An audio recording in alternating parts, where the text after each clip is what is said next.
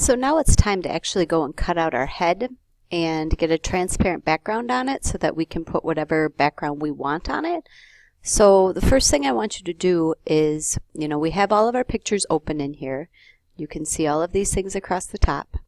Again, make sure you do a file, save as, and make sure you're putting it into that art folder. I'm not going to save it as that because this is an Adobe project. Oh, okay.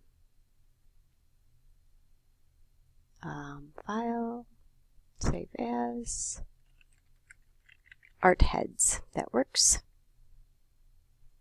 Okay, so over here on the right, it says that this is a background, and we don't want it to be a background. So right-click on it and change it Layer from Background. When it's a background, you can't do different things to it. It won't let you change it at all. So we don't want it to be a background. We do, however, want a transparent background. So in order to get a new layer, there's a couple of things you can do. You can do Layer and New Layer, or you can click a button down here below and that'll give you a new layer as well. So I'm just going to get a new layer and I'm going to drag it below my head layer. Do you notice all of the checks on it? The checks mean that that's a transparent background. So now whatever we delete from around our head is going to have a transparent piece behind it. And we need to have that layer there. So now we're ready to work on the head layer. So I'm going to make sure I click on it. And I need to cut out the background. First I'm going to zoom in on it a bit by clicking the zoom tool. And here's the plus or minus. And then I click on my head to make it bigger. And then what we're going to do is we're going to click W. W gives us the quick select tool. And we hold it down. And as we get a chunk cut out, then we can just do edit and cut. But I see that I've got too much, so I'm going to right click and select inverse. And then I can push it out where I got too much. And then it switched over on me. See, the crawling ants went to the wrong side.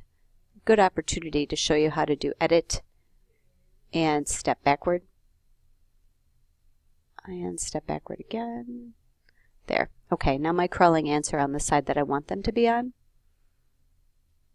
Oh,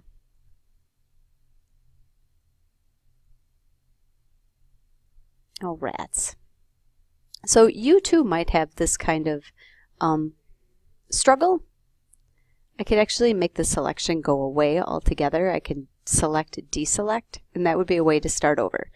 If I'm selecting too much, sometimes it might be a matter of making my brush just a little bit smaller. Okay, oops, select, deselect.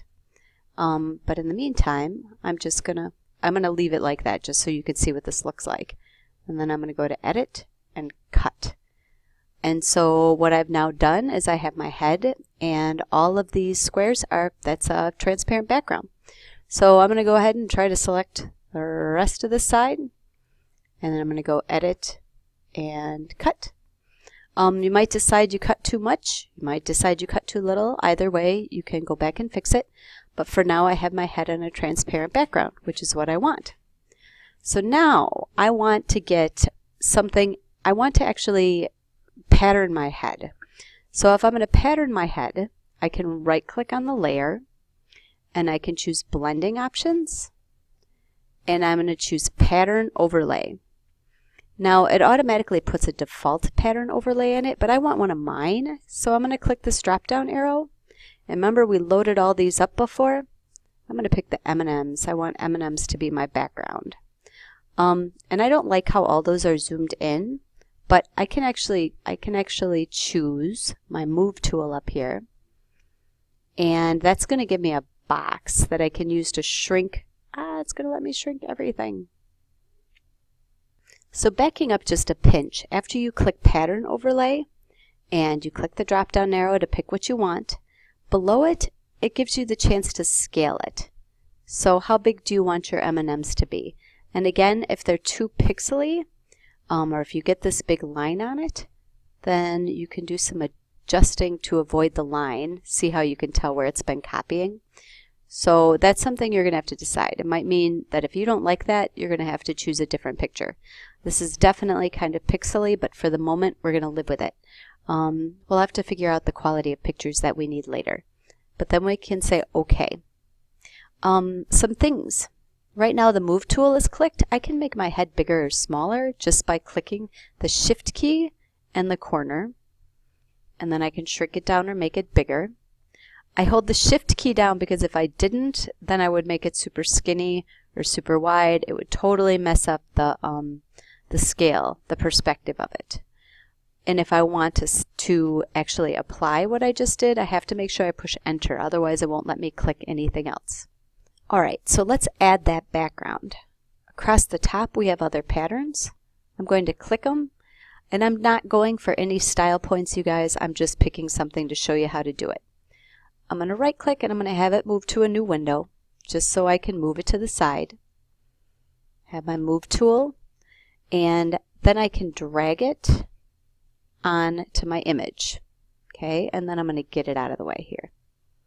With my Move tool, I can change its size and stuff. If I find a corner, eventually, there we go. You'll get to a corner or an edge, and then you can change its size. But you want it to be the background for this whole thing. So you're going to go over to your layers, and you're going to drag it down below the transparent layer, or below your head at least.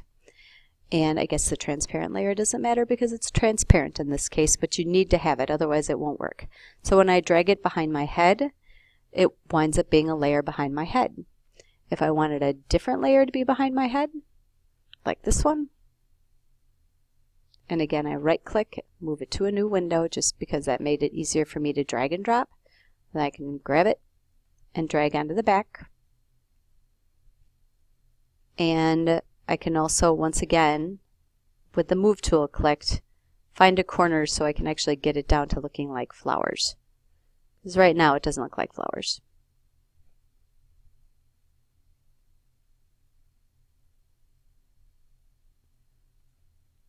And this is apparently a very large picture. It is here somewhere. There we go.